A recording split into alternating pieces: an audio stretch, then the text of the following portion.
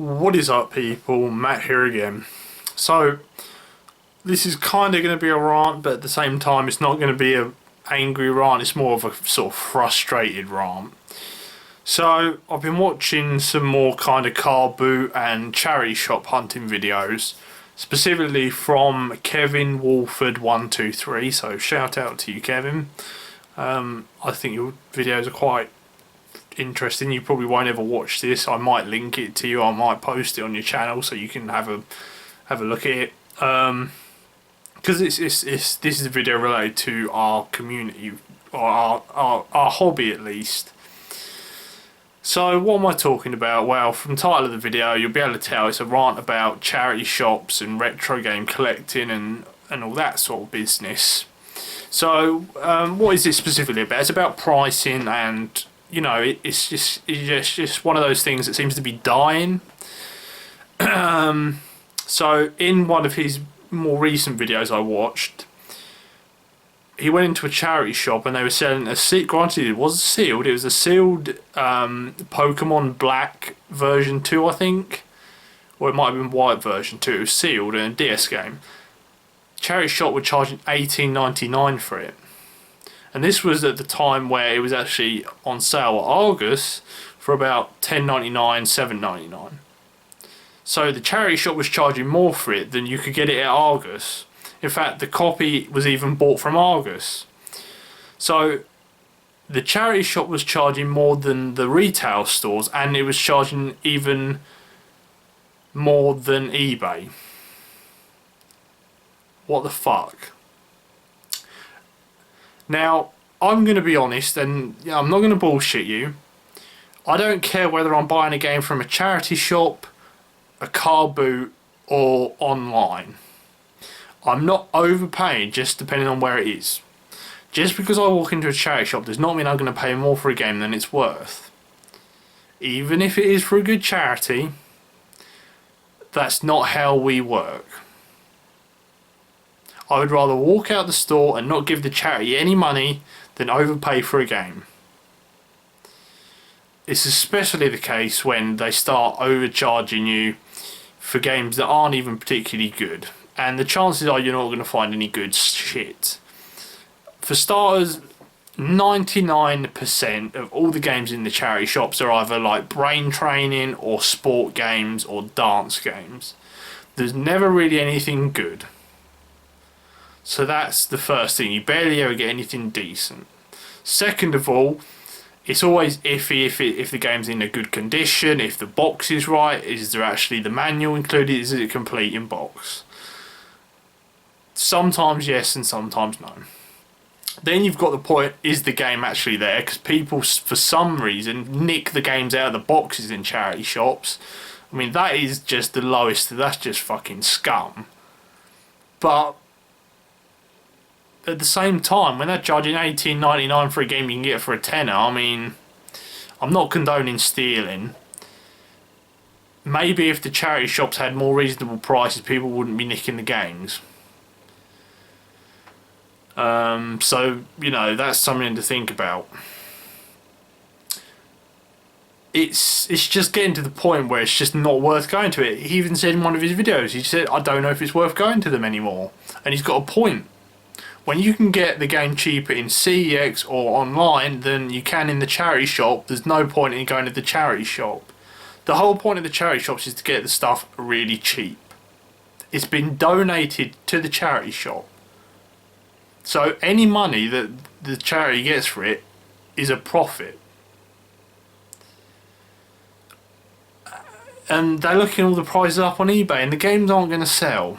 Okay, the games just aren't going to sell.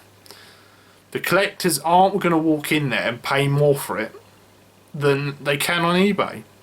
I would much rather buy a game on eBay and get it shipped to me than walk into the charity shop and buy it for the exact same price, because at least on eBay, if something's gone wrong, you can just send it back and get it replaced. I mean, I think you can do that with charity shops as well, but it's a bit of an awkward thing to go back to a charity shop and say, this isn't right, can I have my money back? Because you're taking money back from the charity. And then another thing, let's get on to the Carboots.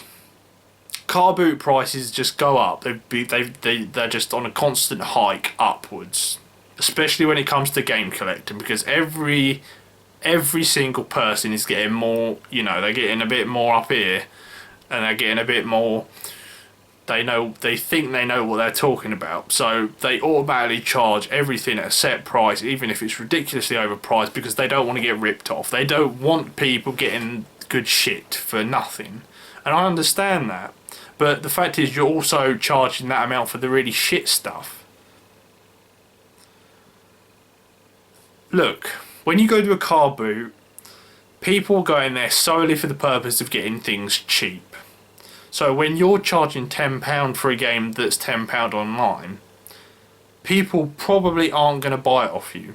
Because at a car boot, there is no guarantee whatsoever. You go there, you buy the stuff, you go home. If it doesn't work, if it's not complete tough fucking shit, you're probably never going to see that person again unless they're a regular at your local car boot.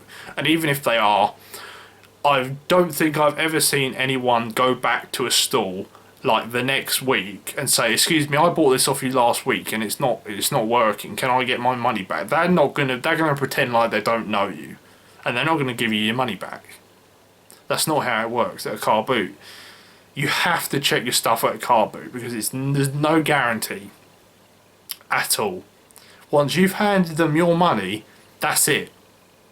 Unless it's like illegal, you could maybe get your money back. But if it's totally legit and you just haven't checked, you're shit out of luck. That's why it should be cheaper at a car boot. But the other thing is, with collecting games specifically, it is sort of dying out because the charity shops are charging more, the people at the car boots are charging more. And they're the only two real places you can get good stuff cheap. That's it. You go to CEX or you go on eBay or Amazon, they are charging what the stuff's worth. It's very rare that you would see a really nice game online and they're undercharging for it. It just doesn't really happen unless there's something wrong with it. So it just seems like it's sort of pointless now. You know, I mean, I used to go to car boots a lot. Sorry, last year I pretty much skipped all of them because I'm so fed up with the resellers, and they wake up at the fucking crack of dawn. They arrive at the fucking car boot place literally the same time as the sellers do, which you're not meant to do.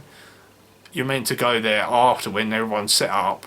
They sprint around the whole fucking place, pick everything up, even if they don't know what it fucking is or what it's worth. And they either put it on their stall, which I've seen happen, or they take it home and probably chuck it on eBay.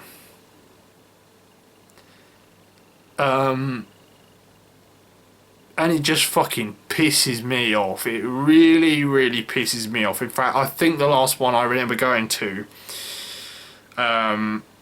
it's the same guy at my one every time, and he has his own store there, and I bought stuff off him, and he's not cheap. He knows what the games are fucking worth. In fact, I've been lucky, and most of the time I bought off him, he's actually undercharged for the games that I've wanted. But most of the time, he knows what they are. He knows what they're worth. But the last time it was an incident with him, I walked around. I walked all the rows, and I thought that was it. And then a random car decided to come in and go in the middle of all the rows. And I saw they were unpacking stuff, and he was just there. He was just there, and it was a box of Xbox original games, and like he was going through them, and he ended up walking away with like a bag full. But they were in a fucking TV box, and I was pretty fucking pissed off. Let me tell you, I was pretty pissed off because they always appear when the shit's there. They could be on the other side of the fucking field, but if the shit's there, they fucking teleport to it. And it was just something about that incident. It really fucking it really, really pissed me off, I tell you, and I was just like, I can't be fucked with this anymore. So hopefully when I start going this year, hopefully he's either not there, or he's like, I just get to the shit before he does. That's the only way I can see it being worthwhile. But yeah, that was all for this video. Let me know what you think. Have you given up with Carboots? Have you given up with charity shops? Do you think that game collecting is getting to the point where it's just getting so difficult that it really is not worth it? I can't see myself picking up much good, to be honest. I might get lucky and get 1 or 2 games, but I very rarely pick up a whole load. Most of the time when I get a really good game, it's probably because I've paid full whack for the price. But yeah, let me know what you think. Well, to be fair, I did actually pick this up in CEX, I got it for a pretty good price. So I got Billy Hatcher and the Giant Egg. This is a GameCube game I've wanted for quite a while. This was £3.50 in CEX. It's complete box and disc and manual. So I was really happy to get that for £3.50, considering on Amazon and eBay it goes for around £8 complete, £10 complete. So I was really happy to get that. They had a load of GameCube games in there. I tell you, they had more GameCube games in the CEX than I've ever seen before. They had Resident Evil 0, they had Resident Evil Code Veronica, they had Sonic Adventure 2, Luigi's Mansion, they had 2 Luigi Mansions, and a couple of other games. They had Zelda Collection, but all of those games were priced at what they were worth, whereas Billy Hatcher was a bit lower down, which is why I picked it up. So I was really happy to get that. But how bad is it when I can get a game cheaper in CEX than I can in a charity shop or a car boot? It really has opened my eyes, and it's made me see it's just not fucking worth it anymore. You might get lucky, but most of the time you're not going to get lucky. You have to beat the resellers to the fucking stall, then you have to hope everything's there, and you have to hope the person at the stall's selling it for a good price and they don't know what it's actually worth. Otherwise it's not worth it. And that's the sad fact. It's just, so there's so many factors to take into account. 9 times out of 10 it just doesn't go your way and it's not worth it. Anyway, as I said, let me know what you think. Do you keep doing it? Do you keep persevering? It's totally down to luck at the end of the day. I mean, I barely get fuck all in charity shops and car boots, and yet I see some people come home with fucking actual car boots full of shit. It's just the areas, that's all I can say. Anyway, yep, I'll see you on the next video, and as always, thank you for watching. See you later.